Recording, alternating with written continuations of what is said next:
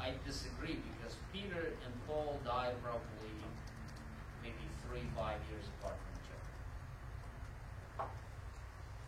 So I don't know why Mark is ministering with Paul and Barnabas and not with Peter. That's interesting.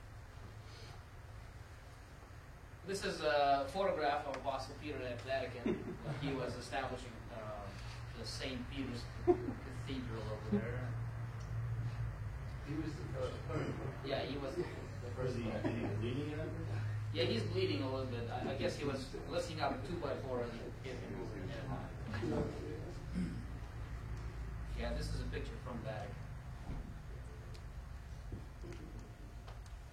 He has a very calm and serene personality here, which is very untrue if we look at the biblical accounts. Doesn't look like Unless this is a picture of Peter after he betrayed Jesus. Okay, what else do we know about Mark? Mark is possibly referring to himself in Mark 14:51 through 52. And if you open that up, that would be after Matthew in the New Testament section. Mark 14:51 and 52. And a certain young man was following him, meaning Jesus, wearing nothing but a linen sheet over his naked body, and they seized him. But he left the linen sheet behind and escaped naked. He might be referring to himself because Jesus was taken where? In Gethsemane, right? And where were they coming from into Gethsemane? From the Lord's Supper, which was happening where? In the upper room, probably late at night. So Mark was was getting ready to go to bed, right? But then they decided to make a journey to Gethsemane and have a, open air campaign, something like that. prayer meeting. Maybe the crowd was getting rowdy in the city and it was getting dangerous. So they went to Gethsemane, and he thought, well, it's kind of warm outside, so why would I put on clothing? We're not going too far, since he lives in Jerusalem. It's not like Bethesda, which is like a mile and a half away. So it could be him. I mean, we can't say differently, but why would he refer to himself as one young man? He would say, and I was naked.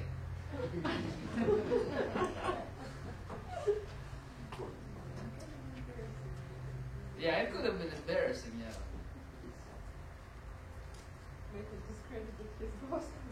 Well, it could have been. Well, he basically acted almost in the same way as Peter did. Although Peter did it verbally, Mark just showed that he was afraid for his life. He wanted to run away. He didn't know what was going to happen to him. And the thing is, to his credit, he was the one who stayed with Jesus until he was seized. All the disciples ran away. They didn't catch anybody. There was only clothes left on the field. Everybody was in their Reeboks or Nikes, shorts and Adidas shorts, and dropping all their heavy goose, what are they called? Padded down, whatever.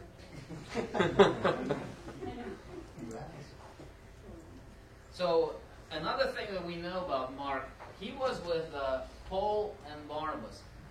By the way, what is another name for Mark? John. That's actually his first name. John Mark is two names, which suggests that he is what by nationality?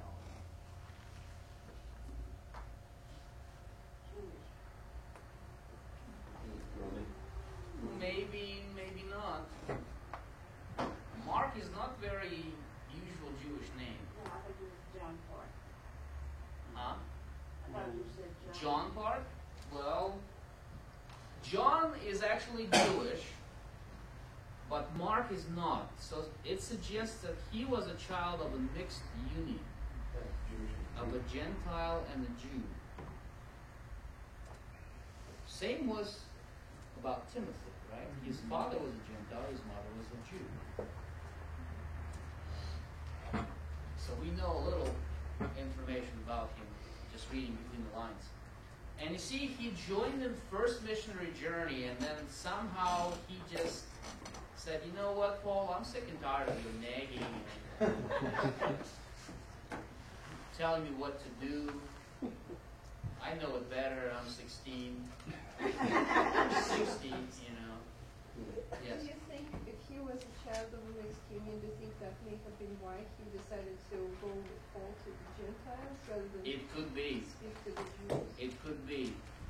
He might have not been well accepted among the Jewish people because he has been of a mixed marriage. Remember, Jews hated anybody who was not a pure-blood Jewish. They even hated the pure-blood Jews from Galilee because they were low class. So besides class differences or distinctions, if you were a Gentile mixed with a Jew, you were called a Samaritan, and you lived in Samaria. But Samaritans were people of Palestine mixed with Jewish blood. While the Gentiles, half Gentiles, Romans or Greeks and Jews, were viewed as people that completely went away. You know, if Samaritans were kind of close, maybe neighboring cities, then these are from different civilizations. They're just worldly. It's the same thing as we would look at the people from the church marrying somebody outside the church, from the world. We would say, yeah, those people. Yeah, they got to find a church for those mixed unions somewhere. Or they got to divorce their wife or husband and come and marry somebody who believes in Jesus. Well, we look at them kind of down, right? Some of us. Most of us. Only Baptists, yeah. I'll stick to that, yeah. Baptists kill their wounded. Mark was with Paul in Roman prison. We know that from Paul himself. And this is a long time after their little disagreement after the first missionary journey. Many years have passed since Paul said, no, I don't want to have anything to do with Mark. And since Paul and Barnabas actually parted their ways due to that conflict over Mark, you see, Paul did not see the potential in Mark. That's why he saw, I can't use him. Barnabas was smarter than Paul, and he saw potential in Mark. And he continued ministry with Mark on the island of, was it Cyprus or Crete? Somewhere there, Cyprus. So they were still continuing ministry, although we don't know a lot about that ministry because probably Paul or, Barnabas or Mark did not keep a diary of that. We know some little things, but not as much as we know from Paul's missionary journeys because he actually had secretary Luke with PhD in philosophy and medical science and all that, so he was writing everything down. Yeah, I don't know about PhD in medical science or PhD in philosophy. It's just my interpretation of that. It's, was that A?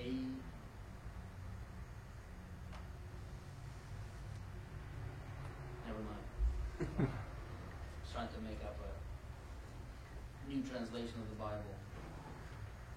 Church fathers never doubted Markan authorship of the gospel. If you read through Church Fathers, which is about 234 volumes, they always attribute this gospel to Mark. There's never a question.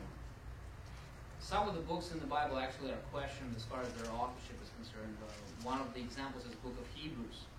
We still don't know who is the author of Hebrews. It's certainly not Paul, because it suggests a much later development in the church community. It's using a language very different from Paul's language. It has a lot of similar ideas, where we see a lot of Pauline influence, but it's nevertheless not Pauline epistle. We would like it to be, but it's not. Some even suggested that Priscilla wrote it, a lady. So there's even that. This is actual photograph from Paul's prison in Rome. It's not fake. It is actual photograph from Paul's prison in Rome. Please note this little element here. I don't know what that means in that interpretation. It might be Peter's cross, because Peter was crucified upside down. But then again, some draw it as X. I also kind of noticed that, and then I didn't understand what it meant. Maybe one day when I'll be in Rome, I'll ask the guide, what is that? And maybe there is like a little nail over here. You know,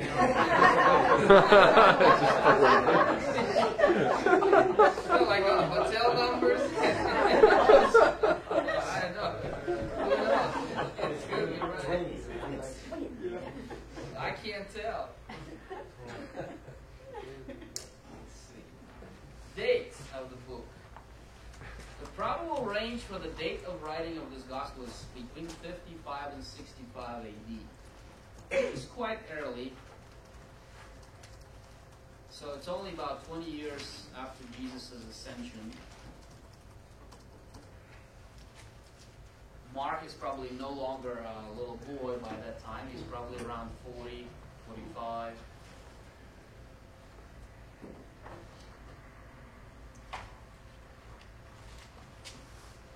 Many scholars believe that the Gospel of Mark was the first of the four Gospels. First reason for it, it's the shortest one. And the true Gospel of Mark ends with chapter 16, verse 8.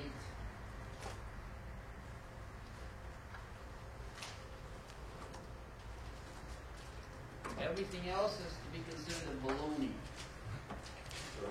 14 verse 8. Chapter 16, verse 8. Is it believed to also be the first book? Is it also believed to be the first book in the entire New Testament, or just the Gospels? The first book of the entire New Testament is Galatians. Galatians. Galatians is the first book. We can't throw out verses 9 through whatever in Mark's Gospel, but we'll discuss why it's so short, and why somebody else decided to add some verses at the end of it. It's probably Eugene Peterson. I don't know.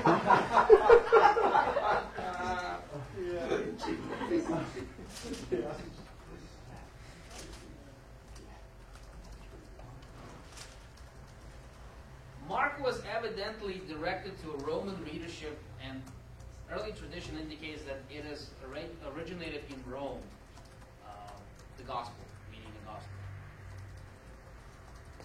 This may be why Mark omitted a number of Jewish customs and traditions and holidays and genealogies and so on and so forth that would be meaningless for the Gentiles.